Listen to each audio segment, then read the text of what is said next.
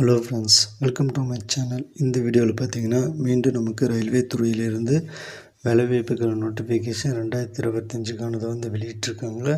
இந்த நோட்டிஃபிகேஷன் நமக்கு மார்ச் 1, 2025 அன்றைக்கி ரிலீஸ் ஆச்சு. மொத்த வேக்கன்சி 192.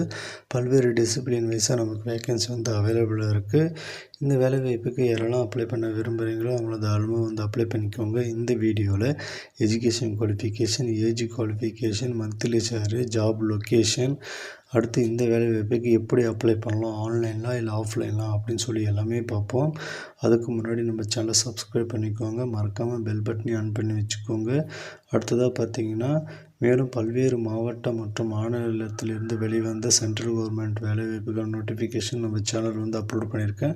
போய் செக் பண்ணி பார்த்து உங்களுடைய ஏஜ் மற்றும் எஜுகேஷன் குவாலிஃபிகேஷனுக்கான உங்களுக்கு விருப்பமான வேலைவாய்ப்பு நியூஸ் ஏதாவது இருந்தால் பார்த்து அப்ளை பண்ணிக்கோங்க.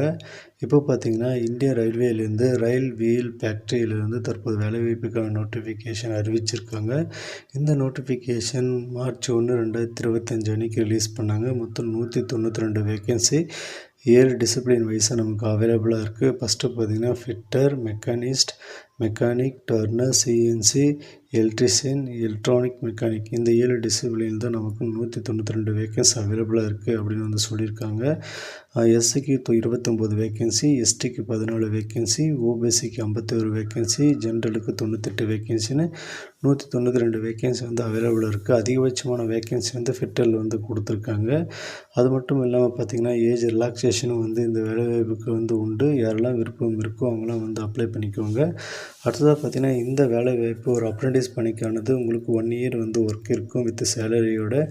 அதுக்கடுத்து பார்த்திங்கன்னா உங்களுக்கு வந்து 1 இயருக்கான சர்டிஃபிகேட் வந்து கொடுத்துருவாங்க. நீங்கள் அதை யூஸ் பண்ணி வேறு ஏதாவது ரயில்வே வேலைவாய்ப்பு வரும்பொழுது உங்களுக்கான ப்ரிஃபரன்ஸ் வந்து கொடுப்பாங்க. ஸோ நீங்கள் விருப்பம் தகுதி இருந்தால் தாராளமாக வந்து அப்ளை பண்ணிக்கோங்க. அடுத்து ஏஜ் குவாலிஃபிகேஷனை பொறுத்த வரைக்கும் ஏஜ் கட் ஆஃப் மார்ச் 1, 2025 வரைக்கும் கொடுத்துருக்காங்க. இது மட்டும் இல்லாமல் இந்த ஏஜ் குவாலிஃபிகேஷனோட உங்களுக்கு ஏஜ் ரிலாக்ஸேஷனும் வந்து ஆகிடும். மினிமம் பார்த்திங்கன்னா 15 வயசு நீங்கள் கம்ப்ளீட் ஆகிருக்கணும் அப்படின்னு வந்து சொல்லியிருக்காங்க. மேக்ஸிமம் 24 வயசு வரைக்கும் இந்த வேலை வாய்ப்புக்கு நீங்கள் அப்ளை பண்ணிக்கலாம் அப்படின்னு வந்து சொல்லியிருக்காங்க. ஸோ விருப்பம் இருக்கவங்க அப்ளை பண்ண ஸ்டார்ட் பண்ணிவிடுங்க. அடுத்து மினிமம் எஜுகேஷன் குவாலிஃபிகேஷனை பொறுத்த வரைக்கும் நீங்கள் 10th பாஸ் பண்ணியிருக்கணும். அப்படி இல்லைன்னா அதுக்கு இணையான கல்வித் தொகுதியோ 50% மார்க்கோடு நீங்கள் பாஸ் பண்ணியிருக்கணும் அப்படின்னு வந்து சொல்லியிருக்காங்க. அதுக்கடுத்து பார்த்திங்கன்னா நமக்கு ஜென்ரல் இன்ஃபர்மேஷன் தான் வந்து கொடுத்துருக்காங்க. ஒரு முறை வந்து படித்து பாருங்கள். அடுத்து மந்த்லி சேலரியை பொறுத்த வரைக்கும் பார்த்திங்கன்னா fitter, mechanic, turner, electrician, electronic machinist இதுக்கு வந்து மந்த்லி சேலரி 12,261 ரூபா வந்து கிடைக்கும். அதுக்கடுத்து சிஎன்ஜிக்கு பார்த்திங்கன்னா 10,899 ரூபா வந்து மந்த்லி கிடைக்கும் அப்படின்னு வந்து சொல்லியிருக்காங்க. நெக்ஸ்ட்டு வந்து ஹவு டு அப்ளையை பொறுத்த வரைக்கும் நீங்கள் அஃபிஷியல் வெப்சைட்டான rwf.indianrailway.gov.in என்ற வெப்சைட் தான் போய்ட்டு நீங்கள் அப்ளை பண்ணுற மாதிரி இருக்கும். அது வந்து நான் வீடியோட எண்டில் வந்து சொல்கிறேன் எப்படி அப்ளை பண்ணலான்னு சொல்லிட்டு. மறக்காமல் வீடியோ வந்து ஸ்கிப் பண்ண முழுமையாக பாருங்கள். அடுத்து பார்த்திங்கன்னா அப்ளிகேஷன் ஃபீஸை பொறுத்த வரைக்கும் 100 ரூபா வந்து நீங்கள் பே பண்ணுற மாதிரி இருக்கும். யாரெல்லாம் அப்படின்னா general, economical weaker section, OBC, அதுக்கடுத்து எஸ்சி, எஸ்டி, மாற்றுத்திறனாளிகள், பெண்கள், இவங்க வந்து எந்த ஒரு அப்ளிகேஷன் ஃபீஸும் வந்து பே பண்ண தேவையில்லை அப்படின்னு வந்து சொல்லியிருக்காங்க. அடுத்து அப்ளை ப்ராசஸை பொறுத்த வரைக்கும் நீங்கள் ஆன்லைனில் பண்ண முடியாது, ஆஃப்லைன் தான் வந்து பண்ண முடியும். அதுக்கான டாக்குமெண்ட்ஸ்லாம் வந்து சொல்லியிருக்காங்க பாருங்கள். ஆன்லைன் எல்லா டாக்குமெண்ட்ஸுமே பார்த்திங்கன்னா நீங்கள் ஜெராக்ஸ் எடுத்து உங்களுடைய செல்ஃப் அட்டாச் வந்து பண்ணணும் அப்படின்னு வந்து சொல்லியிருக்காங்க.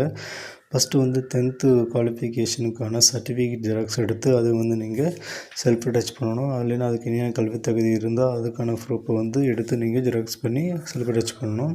அதுக்கடுத்து பார்த்திங்கன்னா நேஷ்னல் ட்ரேடு சர்டிஃபிகேட் வந்து உங்கள்கிட்ட இருக்குது அப்படின்னா அதுக்கான ப்ரூஃபை வந்து ஜெராக்ஸ் எடுத்து செல்ஃப் அட்டாச் பண்ணுங்கள்.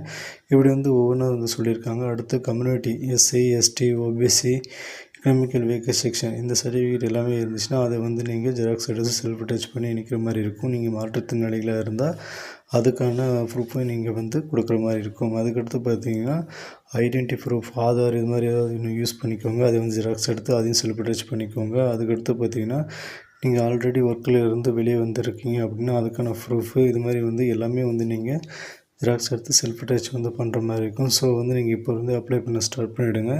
இந்த வேலைவாய்ப்புக்கு அப்ளை பண்ணுறதுக்கான லாஸ்ட் டேட்டை பொறுத்த வரைக்கும் ஏப்ரல் 1, 2025 வரைக்கும் நீங்கள் இந்த வேலைவாய்ப்புக்கு வந்து அப்ளை பண்ணலாம் அப்படின்னு வந்து சொல்லியிருக்காங்க. அவங்க வந்து ஆஃப்லைனுக்கான அப்ளிகேஷன் ஃபார்ம் வந்து நமக்கு லாஸ்ட்டாக கொடுத்துருக்காங்க. அதை பற்றி டீட்டெயில்டாக பார்ப்போம் நெக்ஸ்ட்டு. அடுத்து இம்பார்ட்டன்ட் டேட்ஸை பொறுத்த வரைக்கும் அப்ளை பண்ணுறதுக்கான லாஸ்ட் டேட் வந்து மார்ச் 1, 2025 வரைக்கும் நீங்கள் அப்ளை பண்ணிக்கலாம்.